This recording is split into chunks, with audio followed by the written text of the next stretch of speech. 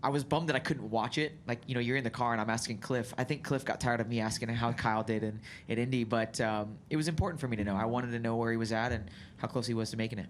I know what you have said, that this is about Kyle. This is Kyle's car, and he's going to get in the car. But as good as this car is there just a small part of you that wishes you would stay in this car to the end? No, not at all. I know that the car has the potential to go try to win this race tonight. And it would be a disservice to Kyle, to Cliff, to everybody in this 5 team, everybody Hendrick Motorsports. If they've got somebody like Kyle on the ready that can go do this, you got to go try to win the race, right? And they have the opportunity to do that. A little bit of pit strategy, getting a little bit of clean air. Like, I think Kyle has the opportunity to go win the race. As far-fetched as that may sound to some of you, I think that he does. The other part of that, too, is, this whole process, how long have they announced that Kyle was going to do this? 2 years, right? A year and a half, whatever it is. Like, I'm bummed that it didn't work out the way that it was supposed to and run 1,100 miles in one day. I have no interest in holding him back. Could I figure it out by the end of the race? Maybe. But at the end of the day, my job was to keep it clean and to work on the balance. And I think we did a good job of that. And I think we made the 5 guys proud. And now he can go do what he needs to do and go try to win the race. All right, next we're going to go to Zach Sternolino, and then we'll go to Lee. Zach Sternolino, NASCAR.com. Justin, there was a lot of coaching on the radio from Cliff Daniels, especially early on in this race. What has it been like working with this team? And I heard you say right before you climbed out of the car that this team really reminded you of working with your 7 team, which I would imagine speaks pretty high volumes considering how well you guys work together in the Xfinity Series. So what has this experience been like, and what was it like getting that coaching from Cliff in real time? Well, first of all, any of you that know Cliff Daniels, I mean, he is very buttoned up, and he says all the right things, and he does all the right things, right? He's very positive on the radio. But I told Cliff before the race, I said, listen, I don't know what I'm getting into. The last thing I want to do is wreck this thing, right? I am not full of myself enough to know that I don't need help. So any little piece of advice that you can give me along the way, make sure you're telling me, because the only way I'm going to get better is to have direction from you and what everybody else is doing. And you have so many great partners in the 3 other cars here at Hendrick Motorsports, all of our key partners at Chevrolet. I mean, they're able to see all of that. I mean, they're able to see all of the data from every driver, but they're really able to hone in on kind of what we have as a balance and what we need to be doing. Those are tools that are invaluable, right? As a young driver of this kind of car, I'm definitely not a young driver. I got plenty of gray hair to prove that I'm not. But as somebody that's not driven a lot of laps in this car, those moments are invaluable. And as you're learning it, it was a couple of spots here, next restart, okay, we gain a couple more spots. And I think you saw the progression when I was able to understand what he was telling me and really put it into play. I love my 7 guys on the Xfinity side. They are as good as they get. I love the mental game of it. I love their attitude. And that's one thing that the 5 does well. Cliff is a very, very good leader, but he has incredible people on the 5 car. Pit crew, mechanics, everybody, engineers. I mean, it's really special. And Kyle Larson is an incredible race car driver, but they all bring each other up for a reason. They're all top notch, and it was cool to experience. I think you take away some things. There were some things tonight that probably didn't suit my style, but on the other side of it, there's some things that I think we can go back and kind of look at how they procedurally did some things, and I think it would be really good. So, I think that for me tonight was just a lot of fun. I was able to look inside the fishbowl of an ultra successful organization and driver and car team, and make the most of it. All right, Lee, right here in the middle. Lee Spencer, Sirius XM NASCAR Radio and CatchFence.com. Did you tell me you didn't want to wreck it because of what happened at Brickyard? Were you kind of having a flashback and, wanted to just erase that from your mind? Yes, somewhat. But I think the other part of it is, if I crash the car, and it doesn't matter when Kyle gets here, if I crash the car, the devil's over, right? The last thing I wanted for Kyle was to land in Charlotte and be like, oh, by the way, we wrecked that thing into the garage and you have nothing to get into. Whether it was, halfway or whatever that he was going to get in it, or even before that, my job was to get the car to Kyle in a capacity that he could go try to win the race, right? Whenever that was. And so I think that that's where like the fill-in role is really weird. If we come on a race weekend and if you were maybe in a fill-in role where somebody's hurt and they're not racing that weekend, you can kind of lay caution to the wind a little bit and go try to run up front and to maximize the car. Today, I think you saw some of those restarts losing spots because I wasn't willing to put myself in some positions that I knew were not 100% passes, and I got some damage on the front straightaway on one of them. And to be honest with you, it probably went the other way. Like I almost got more nervous because now I'm getting run into, and the last thing I need is for the left rear tire to go down because of damage and then crash. Anyways, all that being said, my job was to give Kyle the best race car he could have to go try to win the race, and I think we did that, and so that's where my reservations came from today. And I think after that, Cliff said he was going to get less aggressive with the setup too, just to make you more comfortable. But that being said, when he comes over the radio and says your lap times are faster than the 24 and the 24 is leading the race, what does that do for your confidence, Justin? Well, I drove by the 54, the 24 and the 54, and then got racing with somebody else to try to stay, on the tail end lead lap. Got passed back by the 24, and then was able to get back by him. And I'm gonna be honest with you, that's a hard spot to be in because at the end of the day, William Byron is my teammate tonight, right? And while you're still competing on the racetrack, like I don't want to ruin something for him that ultimately loses the lead or loses a position, that will then lose the stage points for him. The way that it worked out, it didn't matter, but you have to kind of calculate some risk in your head. And I think tonight that was maybe the most fun part of it was, wanting to be myself and just go for all of it to see how far up you could get there. I wanted to get to the top 10. Like when the rain came, I felt like we were finally on that verge of being able to break into the top 10. And that's what I really wanted. Like I was feeling good. Everything was great. But at the end of the day, that wasn't my job. I said it earlier, if it was 3 laps to go and Kyle was here, we were going to switch out on 3 to go. I didn't mind that. I knew what my job was, and I feel like I executed that tonight. All right, we're going to go Matt Weaver and then Kelly. Go ahead, Matt. Matt Weaver, Sportsnaut. I have no idea how the substitute driver contract or agreement, any of that stuff works. So I'm curious, do you have any sort of bonus or vested interest riding on what happens the rest of the way? No, I've been lucky enough to be around the Hendrick organization for a number of years, and for me, it really didn't matter whether I substituted or didn't. I was, here on standby. That's something for me that, I've been lucky enough to be around that organization for a long time. I can't not state enough how amazing the Hendrick Motorsports organization is. So, for me, I'm here. I have a fire suit. This fire suit didn't happen this week. This fire suit's been, in play since January, right? All of this stuff is done in the off season, and I think that that's where when we talk about being buttoned up and making sure that you have all your I's dotted and your T's crossed. They had all of that, right? Now, this morning we had a little bit of an issue. We didn't know where this fire suit went. So we had a small moment of panic. But other than that, they had everything prepared. And so for me, if I crashed on lap 1 or if Kyle goes out and win the race, it doesn't change the game. Pridefully, I want Kyle to go win the race because I want to know that the adjustments that we made and the speed that we found tonight will ultimately give him the opportunity to go do that. But regardless of how he finishes, I mean, just the double in its own, the planes, trains, and automobiles that he played on to get here, it's really special. So, it's been a fun day.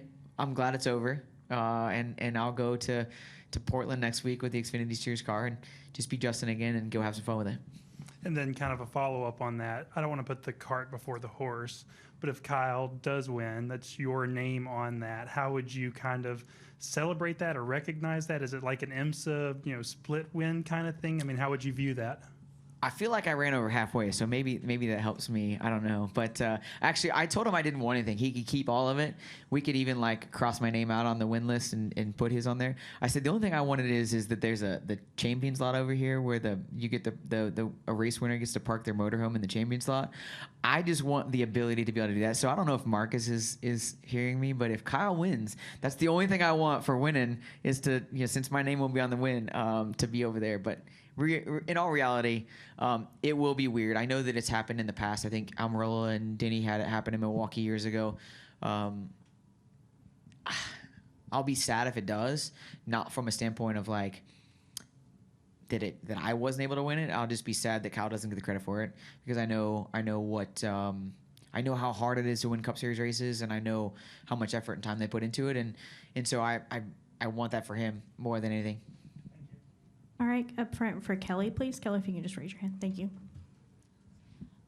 Kelly Crandall, Racer.com. Justin, two things. First, when you finally got out of the car under the red flag, did you hear the fans in the pit box applauding specifically you and saying good job and thanks and all of that? I did not. I walked over to all of the crew members and gave all of them a handshake and a hug and told them all thank you. They have made this so easy. I was more focused on that and giving them the credit they deserve. One of them actually picked me up and gave me a big hug, and it was pretty special in that moment. I've had the 5 guys as my pit crew in years past on the 7 team and the Xfinity side.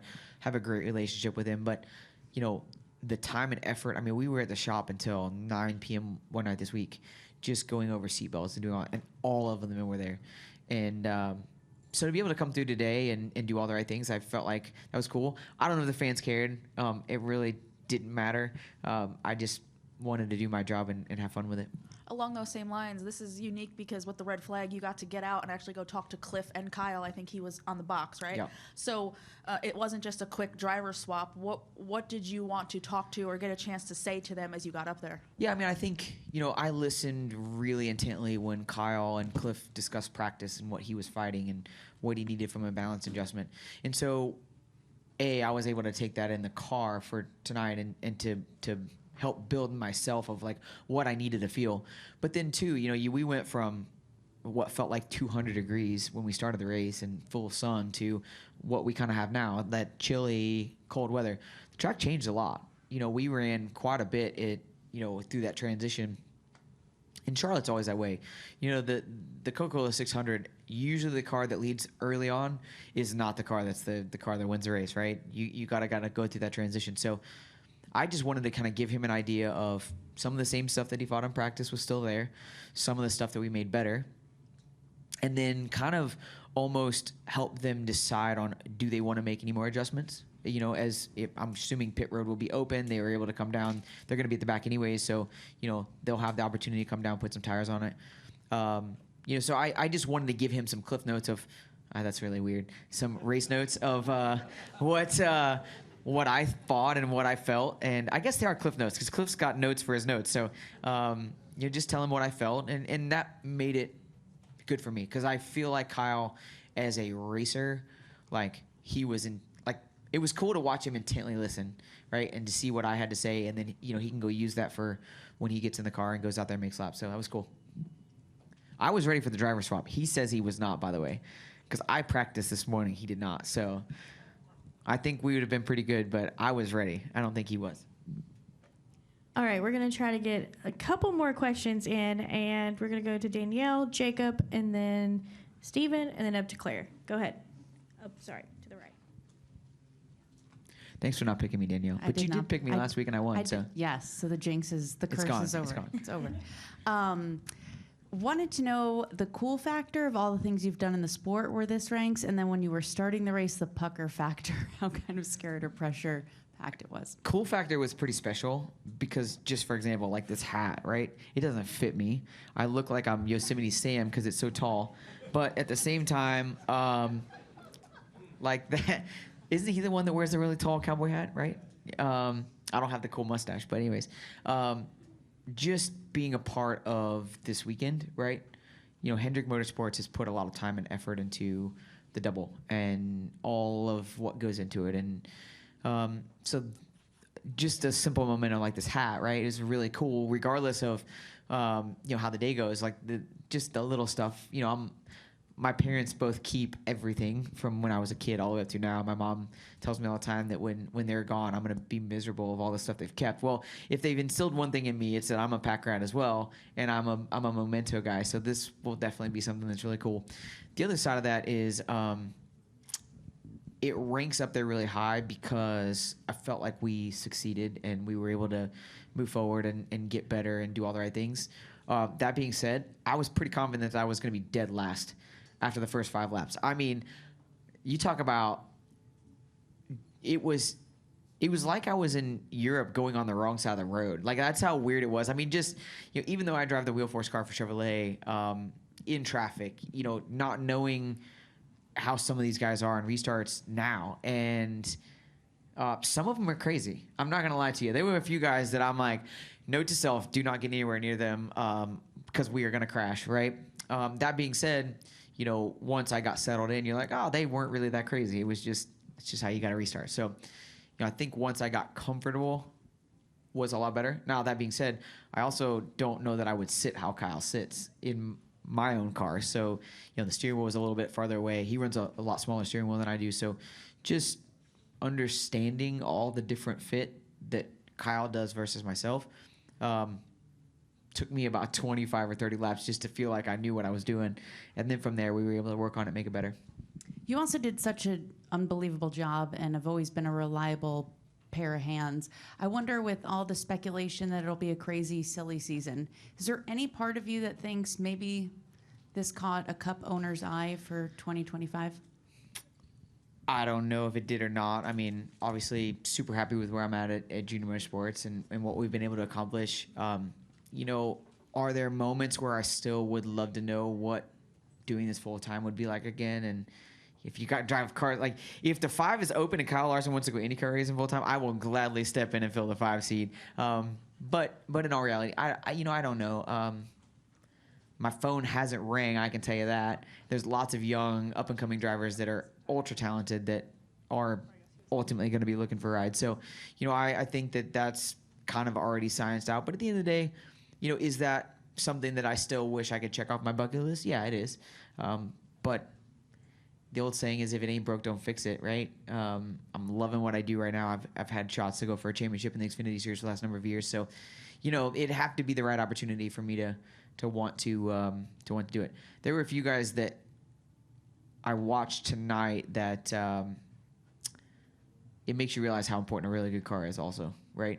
Yeah, you can have a great race car driver, but car better be spot on too. So it's got to be the right situation. All right, Jacob. I'm impressed you know everybody's name like that.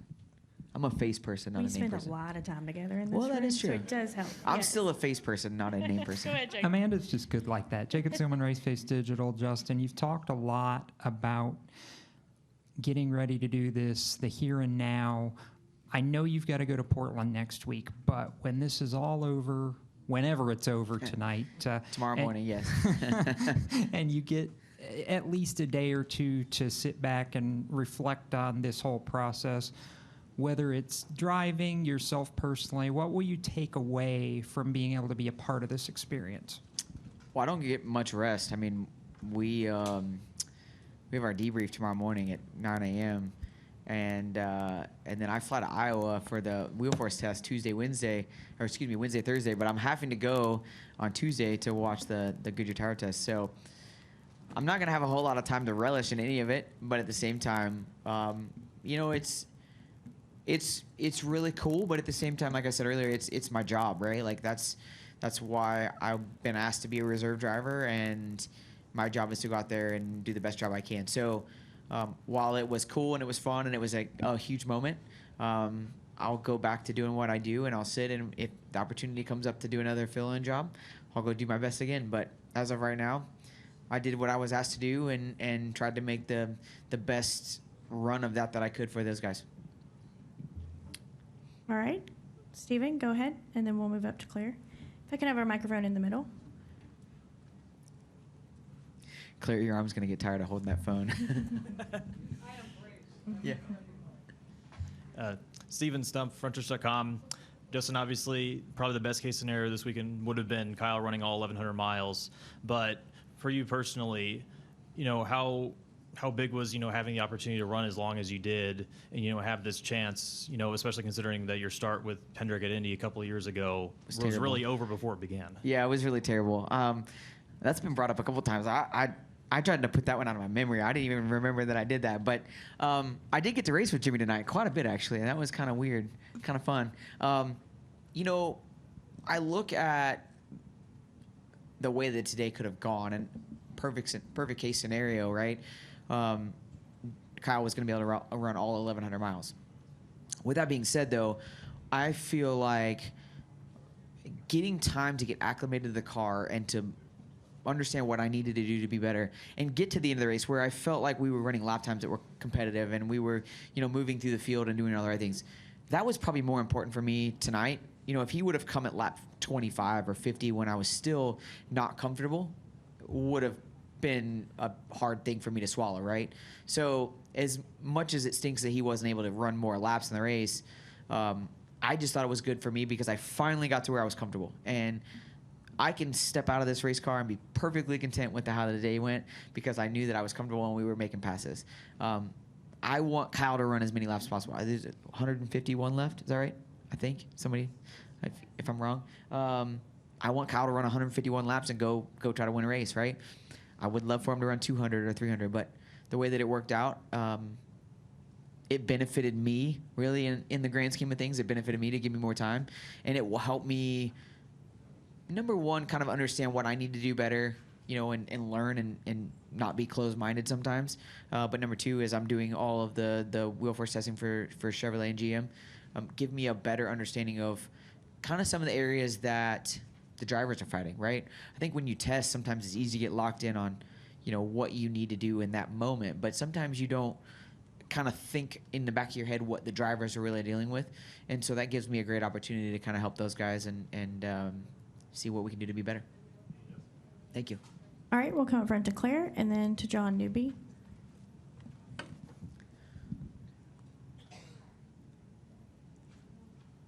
Claire B. Lang. So I was at the pit box when you got out of the car and Kyle arrived. And I would like you to pull the curtain back a little bit more on how unofficial or official the debrief was, because Cliff Daniels was looking for you, and he's like, get him up here. Yeah. So you go up there. How much can you really help him? And how formal was it? Data? What were you looking at? It was very informal. Was it? Yeah, we discussed how cool Indy was and the formalities of Indy probably more than anything. But there are pertinent things that I need to tell him, right? That being said, I feel like Kyle is... I don't know if he's the greatest race car driver of our generation, but he's got to be close, right? I mean, I think you guys see that week in and week out. To go do what he did at Indy, we talked about his speeding penalty at Indy, and he was so frustrated at himself of, how that kind of came together. But, the thing that I love is when I told him what I was fighting, he listened, he ingested it, and he asked questions that I feel like I would ask to kind of follow up. And we were able to go over some things. Will that make it perfect that he goes out there and it'll drive itself? No, absolutely not. But I think he's a good enough and talented enough race car driver that he's going to adapt, right? So the thing is for him, for me, everything was new. All the guys, Trevor Mon spotted for me. Tyler was in Indy with Kyle. So very different voice on the radio for me. I'm used to Eddie and have gotten accustomed to Eddie's style for many, many years and love him. So just having somebody different talking to me between Cliff and him. So when I was able to say some things, they're like, oh, yeah, that's normal for us, right? Like, we're used to that. But, even from a data standpoint, like, I don't feel like that what I was helping them with was it's not about adjusting the car or what the car did. It was more so, okay, what did I do when I got comfortable? And that last maybe 20 lap run was kind of what I imparted on what Kyle needed to look at. And I think he's going to go and just be great whenever he gets back in it. And real quick, you talked about not wanting to crash the car. You make it sound easy. For the fans and mere mortals, like those of us who are would lay awake at night thinking about it, how much was it you knew that was a possibility? How much did it go through your mind? And if it didn't, how did you keep it out of your mind? So my wife asked me what was wrong with me when I left the house earlier today, because I still wasn't sure I was going to drive, for the record. My wife is kind of upset at me because my phone stopped working, and I couldn't tell her that I was actually going to drive, so she didn't even know. They didn't even get to come to the racetrack today. Because when I left the house, I was like, honey, you just stay home. I'm not racing. Like, there's no way I'm getting in this thing. But when I left the house, she's like, is something wrong? Like, did I make you mad? And I said, no. And she said, are you all right? And I said, no. And she goes, what's wrong? And I said, I got to go start the 5 car in a car that I've never driven on a guy that's trying to do the 1100 today. So there's only a few eyes watching what he does. If I go out there and do something stupid or wreck that thing, everybody's going to know it. You don't get to the luxury of just kind of getting comfortable in there because it is Kyle Larson, and he's Kyle Larson. And I thought I was going to throw up at one point before I got in the car, to be perfectly honest with everybody, and I didn't. So when I finally got comfortable, I actually had to tighten my seatbelts up because I just felt like my body get relaxed, and I was able to go. And by the time the race was over, I'm like, all right, we're actually doing the right thing. So it was cool. You know, there's a lot of things that I did for the first time tonight that I haven't done. It was worth it. Thanks for the honest answer. Yep, Appreciate absolutely. it. All right, we're going to take our final question from John. Oh. Oh, no, you're good. John Newby, NBC Sports. So you've used your cell phone background to reflect, emotional moments throughout your life and career, whether it's heartbreak after a championship race or, happy times with your family at the beach. Does this get a spot on the phone? Well, right now it's my wife and kids. Actually, I missed a call from Mr. H. I probably should have my phone sitting upright, but it's my wife and kids at one of the racetracks, and yes, this is a cool moment for me. But those three women in my life, something on the racetrack will never surpass that. So. While it's cool and it may not be cell phone worthy, I mean it will be on my phone. I'll have pictures. I got to find out who I need to even ask at HMS to even see if I can get some of the photos from today. But I'm sure they'll be happy to. I'm sure somebody will help me. Yeah. Yes, but I'm wearing this tall hat and all these, so I'm gonna look really weird. In that regard, I feel like I wanted to make everybody proud. There's no reason to go out there and just do it for the fun of it or whatever. You just want people to enjoy it, and we're an entertainment business, right? I want the fans that are sitting in the grandstands to have fun and cheer on the 5-car, whether it's Kyle Larson or Justin Allgaier. It's been pretty cool, and I gotta say, like, working with the HenderCars folks, super super awesome, right? Working with everybody there, it's been really really cool. It's big moments that I'll look back on, and they will be very important in the scope of things, but I do wish my family was here pre-race to take some photos. That's probably the only thing that I regret, is not trying to figure out how to get them here, because I really didn't think that I was going to start the race, and then when I found out I was going to start the race, I literally didn't stop. Like, from the time I found out we were starting and the time I got in the car, I literally was like a ping pong ball bouncing back and forth between everything that we had to do. We had meetings and people, and it just was kind of wild. And I literally had to throw my fire suit on in a hurry to even go to the driver's meeting. So that's my fault, but still a really cool moment. All right, Justin, thank you so much for coming in and spending some time with us. You're always the best at that. And I don't know. I appreciate y'all. I did get the great pleasure of getting you captive because there's rain outside, so at least that works. But thanks for the help, and thanks for covering Kyle's double, and now I get to go watch him have a little bit of fun and go try to win a race. That's right. Thank you again. Yeah, I'm not leaving. I can promise you, if he goes to Victory Lane, I'm gonna go celebrate in Victory Lane with him. Do what? Well, yeah, I guess I probably ought to be there. That being said, though, I do. My wife told me she already put the girls to bed, so they won't know, but I am looking forward to getting home too. Kevin Nix with Frontstretch.com. Come back soon for more great racing videos, and if you like us, don't forget to hit that subscribe button.